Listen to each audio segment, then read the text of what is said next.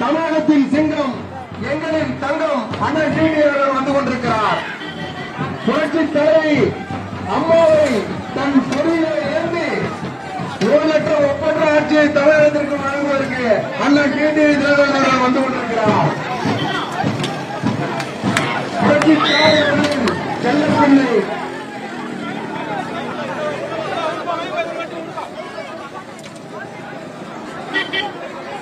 அண்ணன் வந்து கொண்டிருக்கிறார். அண்ணன் அவர்களுக்கு தங்கள் உற்சாக வரவேற்பை அளித்து ஊழலற்ற ஆட்சியை இங்கே நிறுவனத்திற்கு கூடியிருக்கும் அன்பு பெரியவர்களே, தாய்மார்களே, உங்களுக்கு நன்றி சொல்லிக்கொண்டு உங்களை இருகரம் கூப்பி உற்சாகத்தோடு வந்து கொண்டிருக்கிறார். அன்பு தாய்மார்களே,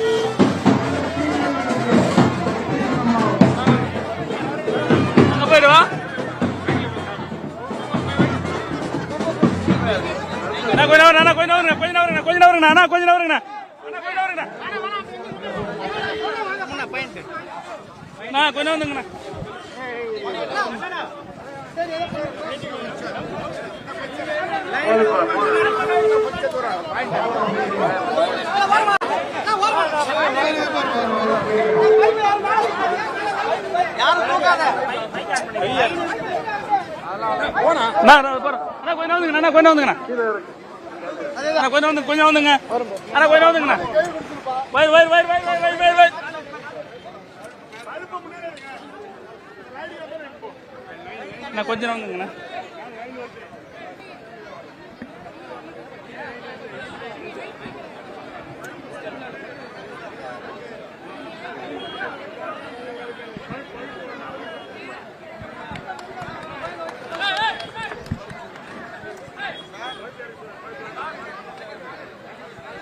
வெற்றி வேட்பாளர் அண்ணன் அவர்களுக்கு பொன்னாடை கொடுத்து இங்கு மரியாதை செலுத்துவார்.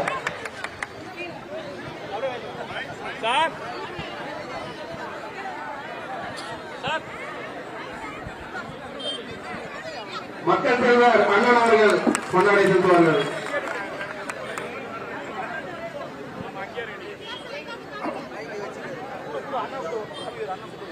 அருமை பெரியவர்களே, அன்பு தாய்மார்களே, நமது விக்கிரவாண்டி இடைத்தேர்தலில் தேசிய ஜனநாயக கூட்டணியின் சார்பாக போட்டியிடுகின்ற பாட்டாளி மக்கள் கட்சியின் வெற்றி வேட்பாளர் அன்பு சகோதரர் சி அன்புமணி அவர்களை நமது வெற்றி சின்னமாகிய மாங்கனி சின்னத்திலே வாக்களித்து அவரை மாபெரும் வாக்கு வித்தியாசத்திலே நீங்கள் வெற்றி பெற செய்ய வேண்டும். இன்றைக்கு தமிழ்நாட்டிலே நடைபெற்றுக் கொண்டிருக்கின்ற இந்த மக்கள் விரோத திமுக ஆட்சிக்கு எச்சரிக்கை மணி அடிக்கின்ற விதமாக நீங்கள் இந்த தேர்தலில் மாம்பழ சின்னத்திலே வாக்களித்து அன்பு சகோதரர் சி அன்புமணி அவர்களை வெற்றி பெற செய்ய வேண்டும். இது இடைத்தேர்தல் தான். இந்த தேர்தல்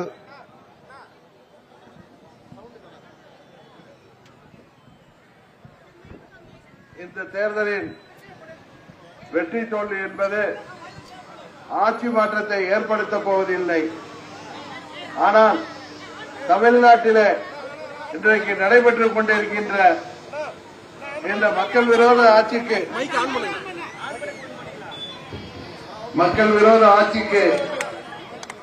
ஒரு எச்சரிக்கை மணி அளிக்கின்ற விதமாக நீங்கள் வாக்களிக்க வேண்டிய வெற்றி சின்னம் மாம்பழ சின்னம்.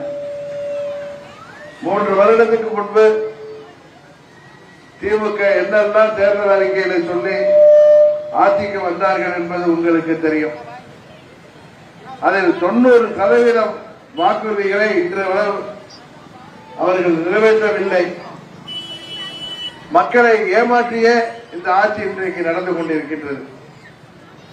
எங்கு பார்த்தாலும் கள்ளச்சாராயம், கஞ்சா போன்ற போதை மருந்துகள் தமிழ்நாட்டின் மூலை முழுக்கெல்லாம் பரவி இன்றைக்கு தினம் தமிழ்நாட்டில் ஒரு குறையாவது விழுகின்ற அளவிற்கு தமிழ்நாடு ஒரு கொலைக்களமாக மாறிவிட்டது. 20 வயதுக்கு உட்பட்ட இளைஞர்கள், போதைக்கு அடிமையானவர்கள், வேலை வாய்ப்பு இல்லாதவர்கள், கஞ்சா போன்ற போதைப் பொருளுக்கு அடிமையானவர்களை பயன்படுத்தி இன்றைக்கு கூலிப்படையாக அவர்களை மாற்றி தமிழ்நாட்டில் டிவியை திறந்தோம்னா சரி, பத்திரிகையை வெளிச்சோம்னா சரி, ஏதாவது ஒரு பகுதியில் ஒரு கொலை நடக்குது. அவ்வப்போது அரசியல் கட்சி தலைவர்களும் கொலை செய்யப்படுகிறார்கள். இதற்கெல்லாம் மூல காரணம் இந்த ஆட்சியில காவல்துறை செயல்பட விடாமல் ஆட்சி அதிகாரத்தில் இருக்கின்ற திமுகவினரின் செய்கின்ற அத்துமீறல்கள், அடாவடித்தனங்கள் தான் அதற்கு காரணம் என்பது தெள்ள தெளிவாக தெரிந்து வருகிறது. இன்றைக்கு கூட பத்திரிகைகளை பார்த்த கடந்த 30 நாட்கள்ல 180 கொலைகள் தமிழ்நாட்டில் நடந்திருக்கு. ஒரு நாளைக்கு 3 பேர் குறைந்தபட்சம் கொல்லப்படுகிறார்கள். எங்கு பார்த்தாலும் செயின் பறி, சங்கிலி அறுப்பு, ரோட்ல நடமாடுகின்ற பெண்களிடம் செயின் பறிப்பு, அதில கொலைகள், அதுபோல செல்போன் திருட்டு போன்ற விஷயங்கள்ல கொடுமையான காரியங்கள்ல இன்றைக்கு 20 வயதுக்கு உட்பட்ட இளைஞர்களை இன்றைக்கு கைதாவதை பார்க்கின்றோம், ஈடுபடுவதை பார்க்கின்றோம். இதற்கெல்லாம் காரணம் இந்த ஆட்சியில கள்ளச்சாராயம் பெருக்கெடுத்து ஓடுவதுதான். எங்கு பொதுமக்களுக்கும் சரி, அரசு அதிகாரிகளுக்கும் சரி, அரசியல் கட்சியை சேர்ந்தவர்களுக்கும் சரி இன்றைக்கு பாதுகாப்பு இல்லாத ஒரு காட்டாட்சி தமிழ்நாட்டிலே நடைபெற்றுக் கொண்டிருக்கின்றது. இவர்கள் தேர்தல் வந்துவிட்டால் ஏழை எளிய மக்களுக்கு 1000-ம் 2000-ம் கொடுத்து எப்படியாவது வெற்றி பெற்றால் போதும் என்று மக்களை ஏமாற்றி இந்த ஆட்சி நடைபெற்றுக் கொண்டிருக்கின்றது. இளைஞர்களுக்கு வேலை வாய்ப்பு இல்லை, மாணவர்களுக்கு சரியான வழிகாட்டுதல் இல்லை. தேர்தல் அறிக்கையிலே சொன்னது போல 30 வயதுக்கு உட்பட்ட இளைஞர்களுக்கு அவர்களது கல்விக் கடன் எல்லாம் ரத்து செய்வோம் என்று சொன்னதை இதுவரை இந்த ஆட்சியாளர்கள் செய்யவில்லை. விவசாயிகளுக்கு அவர்கள் கூட்டுறவு வங்கிகளிலே வாங்கிய கடனை எல்லாம் தள்ளுபடி செய்வோம், நகை கடன்களை எல்லாம் தள்ளுபடி செய்வோம் என்று சொன்னவர்கள் அதை செய்யவில்லை. இன்னும் சொல்ல போனால் விவசாயிகள், மாணவர்கள், இளைஞர்களுக்கு ஆண்டுக்கு 10 லட்சம் பேருக்கு வேலைவாய்ப்பை உருவாக்கி தருவோம் என்று சொன்னவர்கள் அதையும் செய்யவில்லை. இன்றைக்கு இளைஞர்கள் எல்லாம் போதைக்கு அடிமையாகி கூலிப்படைகளாக மாறுகின்ற அளவிற்கு நாடு கெட்டுப் போய் வருகிறது. அரசு ஊழியர்கள், ஆசிரியர்கள், மருத்துவர்கள், போக்குவரத்து தொழிலாளர்கள், நெசவாளர்கள், மாற்றுத்திறனாளிகள், சமுதாயத்திலே அடித்தட்டிலே உள்ளவர்கள் அனைவருமே, ஏன் மேல்தட்டிலே உள்ளவர்கள் கூட இன்றைக்கு நிம்மதியாக இருக்க முடியாத, சட்ட ஒழுங்கு சந்தி சிரிக்கின்ற நிலைமையிலே தமிழ்நாடு இருக்கின்றது. எங்குமே யாருமே தனியாக செல்ல முடியவில்லை. இரவு 7 மணியில சென்னையில மிகவும் பிஸியான இடத்துல ஒரு தேசிய கட்சியின் மாநில செயலாளர் கொலை செய்யப்படுகிறார். இரவு 7 மணிக்கு அது கூலிப்படை அமைத்து அந்த கொலைகள் நடக்கிறது. அதாவது நாட்டில் அங்கொன்று இங்கொன்றுமாக இது போன்ற வன்முறை சம்பவங்கள் நடைபெறுவதற்கு திருட்டு, கொலை, கொள்ளை நடப்பது இயற்கை, நடந்து வந்தது கடந்த காலங்களில். ஆனால் இந்த 3 ஆண்டுகளில தினம் ஒருவராவது கொலை செய்யப்படுகின்ற அளவிற்கு தமிழ்நாட்டில சட்டம் ஒழுங்கு கெட்டு போய் கிடக்கிறது. ஆளுங்கட்சியை சேர்ந்த நிர்வாகிகளுக்கு துணை போகாத அதிகாரிகள் இன்றைக்கு அச்சுறுத்தப்படுகிறார்கள். மணல் கடத்தல் போன்ற இல்லீகலான விஷயங்கள்ல ஆளுங்கட்சியின் தொடர்பு இருக்கிறது. எங்கே கள்ளச்சாராயம் விற்கப்பட்டாலும், எங்கே போதை மருந்து வியாபாரம் இருந்தாலும் அதில் ஆளுங்கட்சியின் தொடர்பு இருக்கின்றது. மணல் கடத்தலை தட்டி கேட்கின்ற அதிகாரிகள் கொல்லப்படுகிறார்கள், காரை விற்று ஏற்றி கொல்லப்படுகிறார்கள். இது போன்ற சம்பவங்கள் இன்றைக்கு தமிழ்நாட்டிலே மூலை முடுக்கெல்லாம் நடைபெற்றுக் கொண்டிருக்கிறது. போதார் குறைக்கு இவர்கள் சொத்து வரியை 100% உயர்த்திவிட்டார்கள். பால் போன்ற பொருட்களின் விலைகள் 6 முறை உயர்த்தப்பட்டிருக்கிறது. விலைவாசி ரெக்கை கட்டி பறக்கிறது. நியாய விலை கடைகளில் பாமாயில், பருப்பு போன்ற பொருட்கள் கூட இன்றைக்கு தட்டுப்பாடாக இருக்கிறது. அதுபோல கடந்த பாராளுமன்ற தேர்தலின் போது எல்லா தொகுதிகளிலுமே 1000 ரூபாய் கொடுக்கின்றோம். பெண்மணிகள், வீட்டு தாய்மார்கள் அதை நீங்கள் எங்களுக்கு திமுகவிற்கு வாக்களிக்கவில்லை என்றால் அந்த 1000 ரூபாயை நிறுத்தி விடுவோம் என்று எல்லா தமிழ்நாடு முழுவதும் எல்லா ஊர்களிலும் தாய்மார்கள் மிரட்டப்பட்டார்கள் என்பது உங்கள் அனைவருக்கும் தெரியும். இந்த ஆட்சி இன்னும் 1.5 ஆண்டு காலத்தில் தமிழ்நாடை பதுபாலத்திலே கொண்டு சென்றுவிடும் என்பதுதான் உண்மை. முதலமைச்சர் ஓட்டு கேட்க வந்தாரம்மா? முதலமைச்சர் வந்தார ஓட்டு கேட்க வரமாட்டார். ஏன்னா கள்ளக்குறிச்சிக்கு போனா அங்கே அவர் சொல்றார், சட்டமன்றத்தில் நான் ஒன்னும் ஓடி ஒளிய யாரும் சொல்லல. உங்களை கள்ளக்குறிச்சிக்கு போய் அங்க அந்த கள்ளச்சாராயத்தில் 65 பேர் இறந்திருக்காங்க. அவங்க குடும்பங்களுக்கு ஆறுதல் சொல்ல செல்லவில்லை என்று கேட்டால் நான் எதையும் கண்டு ஒளிபவன் அல்ல என்று சொல்கின்ற அளவுக்கு முதலமைச்சர் இருக்க. அதனாலதான் பயந்துட்டு இங்க விக்கிரவாண்டி தேர்தலில் ஓட்டு கேட்க வரல. இல்லாட்டி நேரம் வந்துருப்பாரு. அது கூட தைரியம் இல்லை. 10-15 அமைச்சர்களையோ எம்பிக்களையும் எம்எல்ஏக்களையும் போட்டு ஓட்டுக்கு 2000 5000 என்று கொடுத்து உங்களை எல்லாம் விலைக்கு வாங்கி விடலாம் என்று அவர்கள் முதலமைச்சர் இன்றைக்கு சென்னையிலேயே அமர்ந்து கொண்டு உங்களுக்கு தொலைக்காட்சியில பேட்டி கொடுத்துக் கொண்டிருக்கிறார். அவர் வீட்டில் உள்ளவர்கள் பாதுகாப்பாக இருந்தால் போதும் என்கின்ற அளவிற்கு இன்றைக்கு திமுக ஆட்சி நடைபெற்றுக் கொண்டிருக்கிறது.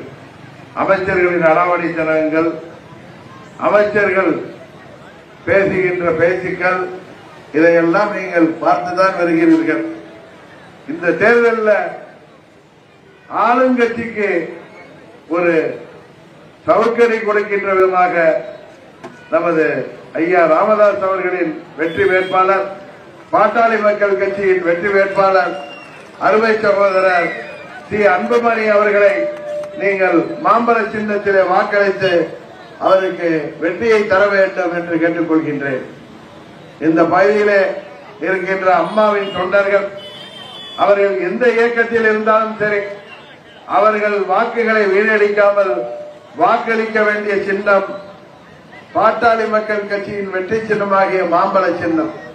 காரணம், அம்மா அவர்கள் 96 தேர்தலிலே அன்றைக்கு தோல்விக்கு பிறகு 98 அம்மா அவர்கள் மாபெரும் வெற்றி பெற்று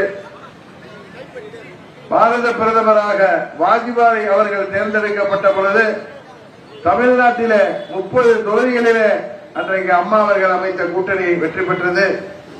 96 படுதோல்விக்கு பிறகு 98 நாடாளுமன்ற தேர்தலிலே அம்மா அவர்கள் வெற்றி பெறுவதற்கு, அம்மா அவர்களின் கரங்களை வலுப்படுத்துவதற்கு பாட்டாளி மக்கள் கட்சியின் நிறுவனர் ஐயா ராமதாஸ் அவர்கள் இன்றைக்கு அம்மா அவர்களுக்கு உறுதுணையாக நின்றார். அந்த தேர்தலில் நமது கூட்டணி 40 30 தொகுதிகளிலே வெற்றி பெற்றோம் என்பது தெரியும். அதுபோல 2001 பொதுத் தேர்தலில் அம்மா அவர்கள் மாபெரும் வெற்றி பெற்று ஆட்சி அமைப்பதற்கு ஐயா ராமதாஸ் அவர்களும் ஐயா மூப்பனார் அவர்களும் அம்மா அவர்களுக்கு உறுதுணையாக இருந்தார்கள். அதிலே அம்மா அவர்கள் 96க்கு பிறகு தோல்விக்கு பிறகு 2001 மாபெரும் வெற்றி பெறுவதற்கு உதவி செய்தவர்கள் பாட்டாளி மக்கள் கட்சியை சேர்ந்தவர்கள் என்பதை நீங்கள் எண்ணி பார்க்க வேண்டும். அம்மாவின் தொண்டர்கள் அவர்கள் எங்கிருந்தாலும் இந்த தேர்தலில விக்கிரவாண்டி தொகுதியில வாக்களிக்க வேண்டிய வெற்றி சின்னம் மாம்பழம் சின்னம் என்பதை மறந்துவிடாமல் உங்களது ஓட்டுகளை வீணடிக்காமல் நீங்கள் நமது எதிரியாகிய புரட்சி தலைவரும் அம்மாவும் அடையாளம் காட்டிய தீய சக்தியாகிய திமுகவிற்கு எதிராக நீங்கள் வாக்களிக்க வேண்டிய வெற்றி சின்னம் மாம்பழ சின்னம். நமது வேட்பாளர் அருமை சகோதரர் ஸ்ரீ அன்புமணி அவர்களே உங்களுக்கு நன்றாக தெரியும். ஏற்கனவே 2016 இங்கே உங்களது வேட்பாளராக போட்டியிட்டு அவர் வெற்றி வாய்ப்பு இருந்தாலும் நல்ல வாக்குகளை அவருக்கு வழங்கினீர்கள். இந்த தேர்தலில் நமது தொகுதியின் பிரச்சனைகளை சட்டமன்றத்தில் எடுத்துரைக்க நீங்கள் பாட்டாளி மக்கள் கட்சிக்கு வாய்ப்பளிக்கின்ற விதமாக மாம்பழ சின்னத்திலே அவரை வெற்றி பெற செய்ய வேண்டுமாய் மீண்டும் உங்களை பணிவன்போடு கேட்டுக் கொள்கின்றேன்.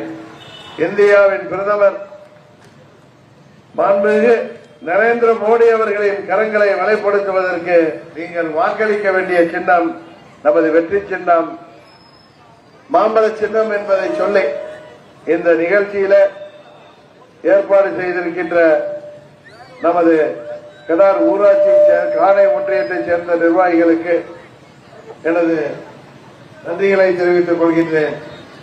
குறிப்பாக நமது கிளைக்கழக செயலாளர்கள் திரு சிவராஜ், திரு சுதாகர், திரு சேகர், கடார் ஊராட்சி கழக செயலாளர் திரு செல்வராஜ் மற்றும் நமது மாவட்ட கழக செயலாளர் அன்பு சகோதரர் கோவிந்தராஜ், அமைப்பு செயலாளர் வானூர் கணபதி, காணை தெற்கு ஒன்றிய கழக செயலாளர் சகோதரர் ராமச்சந்திரன், வடக்கு ஒன்றிய கழக செயலாளர் சகோதரர் அண்ணாதுரை, கோலியனூர் மேற்கு ஒன்றிய கழக செயலாளர் சகோதரர் ஜெயபாலன் மற்றும் இந்த நிகழ்ச்சியில நம்மோடு கலந்து கொண்டு சிறப்பு செய்து கொண்டிருக்கின்ற நமது கழகத்தின் துணைத் தலைவர் முன்னாள் சட்டமன்ற உறுப்பினர் அன்பு சகோதரர் கோமகி மணியன் அவர்களுக்கும், கழக துணை பொதுச் செயலாளர் அருமை சகோதரர் முன்னாள் அமைச்சர் செந்தமிழன் அவர்களுக்கும், கழகத்தின் துணை பொதுச் செயலாளர் அருமை சகோதரர் ரெங்கசாமி அவர்களுக்கும், கழகத்தின் துணை பொதுச் செயலாளர் அன்பு சகோதரர் சண்முவேல் அவர்களுக்கும், கழகத்தின் பொருளாளர் எனது அன்பு சகோதரர் எஸ்.கே. செல்வம் அவர்களுக்கும், நமது தேர்தல் பிரிவு செயலாளர் பார்த்திபன் அவர்களுக்கும், நமது தலைமை செயலாளர்கள் அருமை சகோதரர் டி.கே. ராஜேந்திரன் அவர்களுக்கும், முன்னாள் சட்டமன்ற உறுப்பினர் தொட்டியம் ராஜசேகரன் அவர்களுக்கும், கழக அமைப்பு செயலாளர் கார்த்திகேயன் அவர்களுக்கும், பாண்டிச்சேரி மாநிலத்தைச் சேர்ந்த நிர்வாகிகளுக்கும் எனது நன்றியை சொல்லி விடைபெறுகிறேன். நன்றி, வணக்கம்.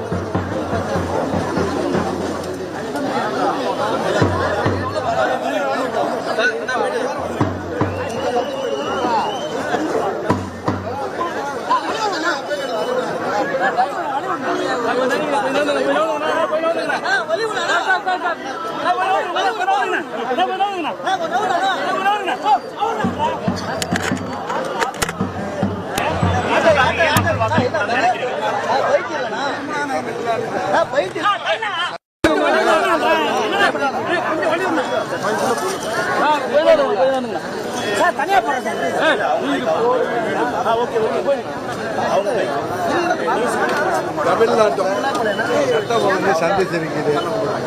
எங்க பார்த்தாலும் கள்ளச்சாராயம், கஞ்சா போன்ற போதை விற்பனை. தமிழ்நாடு வந்து போதை பொருட்களோட சந்தையா மாறிட்டு இருக்கு. தினம் டிவியை பார்த்தாலே தெரியும் உங்களுக்கு, பத்திரிகைகளை படிச்சீங்கன்னா எங்க பார்த்தாலும் கொலை கொள்ளை. இந்த ஒரு மாதத்திலேயே 150 பேருக்கு மேல கொலை செய்யப்பட்டிருக்கிறார்கள் என்ற செய்தி உண்மையிலேயே வருத்தம் அளிக்கிறது. சட்டம் ஒழுங்கு சந்தித்திருத்துக் கொண்டிருக்கிறது. காவல்துறை செயல்பட விடாமல் ஆளுங்கட்சியினரின் அராஜகத்தால் காவல்துறை கை கட்டப்பட்டிருக்கிறது.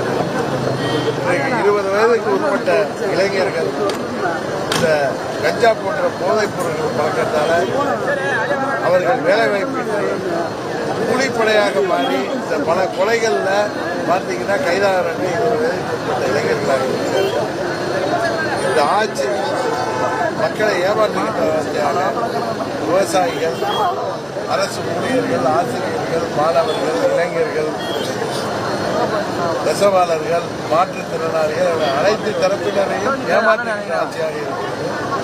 இந்த ஆட்சிக்கு ஒரு எச்சரிக்கை பணி அளிக்கின்ற விதமாக விக்கிரவாண்டி இடைத்தேர்தலில் மாம்பழ சின்னத்தில் வாக்களித்து வெற்றி பெற செய்வதன் மூலம் இந்த ஆட்சிக்கு 26 முடிவு கட்டுவதற்கு மக்கள் தயாராகிவிட்டார்கள் என்பதை உணர்த்துகின்ற விதமாக இந்த தேர்தலில் மாங்கனி வெற்றி பெறும் என்று நாங்கள் உறுதியாக நம்புகிறோம். அதிமுக தொண்டர்கள் யாருக்கு வாக்களிக்கணும்னு நீங்க சொல்ல விரும்புறீங்க?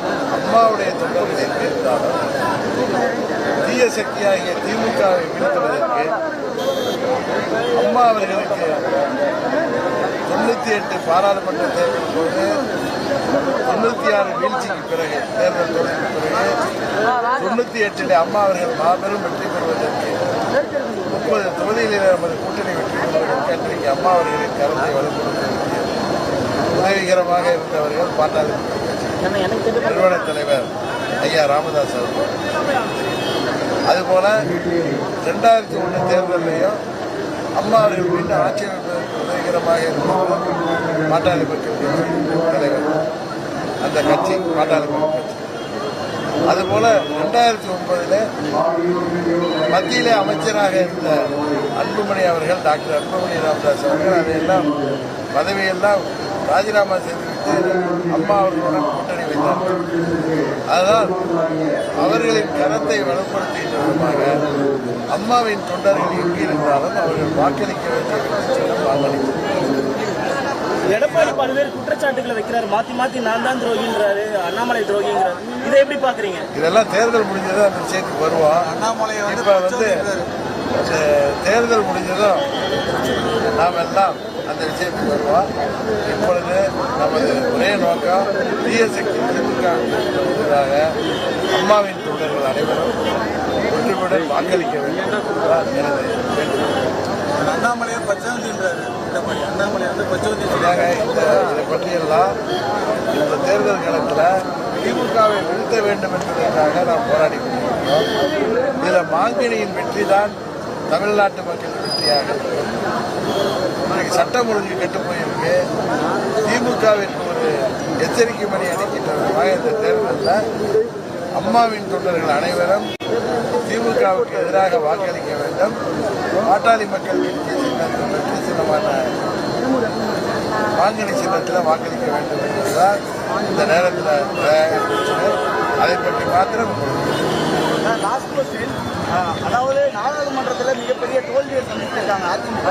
சசிகலா அவர்கள் அனைவரும் ஒன்றிணைந்து அழைப்பு விடுறாங்க. உங்களுடைய நிலைப்பாடு இதில் என்ன சார்? ஏன்னா இந்த நேரத்தில் மனதில் இருக்கிறதுல எல்லாம் ஒரே எண்ணம், தீய சக்தியாகிய திமுகவை இந்த தேர்தலில் வீழ்த்துவதன் மூலம் தமிழ்நாட்டுக்கு ஒரு விடிவு காலம் வருவதற்கு 26 வருவதற்கு இது ஒரு அச்சாரமாக அமையும் என்பதுதான் இந்த தேர்தல். இதுல தீய சக்தி திமுகவை வீழ்த்துவதற்கு அம்மாவின் தொண்டர்கள் அனைவரும் அவர்கள் எங்கிருந்தாலும் ஐயா ராமதாஸ் அவர்களை வெற்றி சின்னமாகிய மாங்கனி சின்னத்தில் வாக்களித்து வெற்றி வேட்பாளர் ஸ்ரீ அன்புமணி அவர்களை வெற்றி பெற செய்வதன் மூலம் இந்த சட்டம் ஒழுங்கு சந்தித்திருக்கின்ற எந்தவித மக்களுக்கு திட்டங்களை வழங்காத இந்த ஆட்சிக்கு ஒரு எச்சரிக்கை பணியாக இந்த தேர்தல் இருக்க வேண்டும் என்பதுதான் இந்த நேரத்தில் நமது எல்லோருடைய எண்ணமாக இருக்கிறது.